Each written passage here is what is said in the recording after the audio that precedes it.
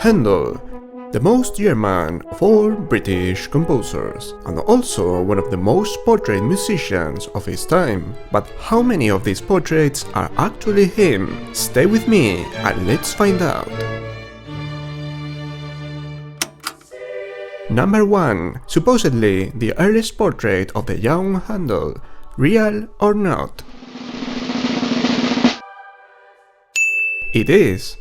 The portrait shows Handel in his early 20s, by the time of his trip to Italy. The original is lost, so all we have left is this black and white photograph. According to the sources, the coat was blue in the original. Number 2. A very famous painting of Handel with his shower cap on, also known as the Chandos portrait. Let me explain. This portrait has been historically attributed to the painter James Thornhill and considered authentic until very recently. Today, however, the identity of both the painter and the sitter has been put into question by the experts. Number 3. Handel with a rope holding a sheet music.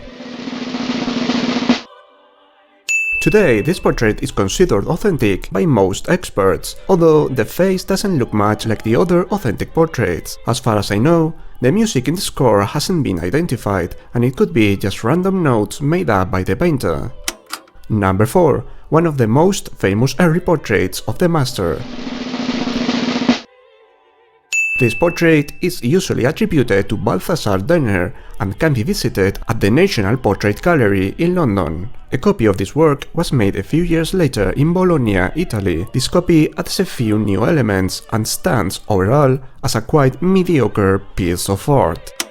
Number 5. Handel with Hangover. This one is regarded as one of the most faithful portraits of Handel. The instrument on the right has been identified as the William Smith harpsichord, once owned by Handel, today in the Bate collection of the Oxford University. Number 6. Handel in a fancy suit. This was the first portrait made by Georg Andreas Wolfgang de Jong in the 1730s. Number 7. The so-called Knoll portrait. Formerly attributed to Balthasar Denner, today the authenticity of this portrait has been put into question. However, it's worth noting how similar the sitter looks to the one in the previous portrait by Georg Andreas Wolfgang de Jong. Number 8. Handel portrayed as a harpsichord player, organist and composer. This miniature painting is supposed to be the second portrait by Georg Andreas Wolfgang de Jong, although Handel looks way younger in this one.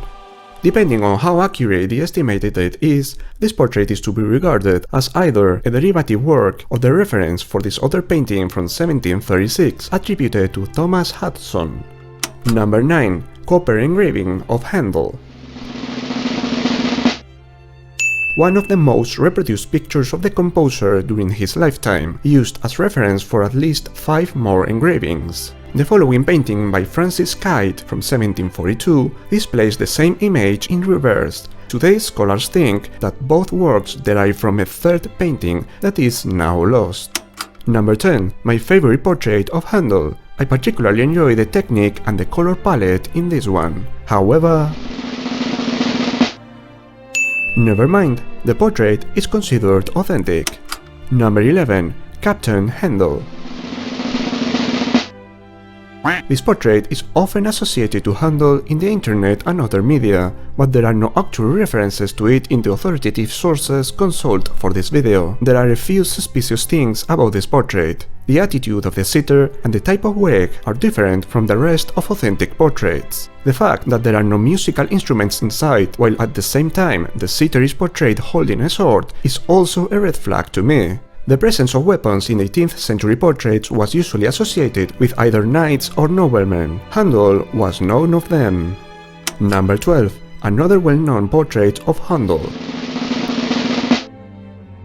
There are divided opinions with respect to this one. The current owners in the Handel House in London consider it authentic, but other experts like Edwin Werner from the Cambridge Handel Encyclopedia put it in the doubtful category. The portrait resembles this other dubious painting owned by the Royal Society of Musicians of Great Britain, which was possibly the reference for this third painting attributed to Francis van der Myn. In all these three cases, the identity of the sitter is still up to debate. What do you think? Number 13. Possibly the most famous portrait of Handel.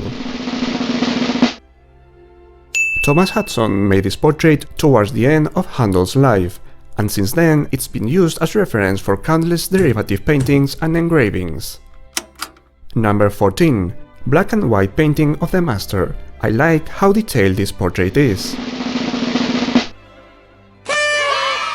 It is, however, an imaginary portrait made more than a century after the composer's death, as an illustration for the book Gallery of German Composers. The artist, Carl Jäger, probably used the famous Hudson portrait as reference.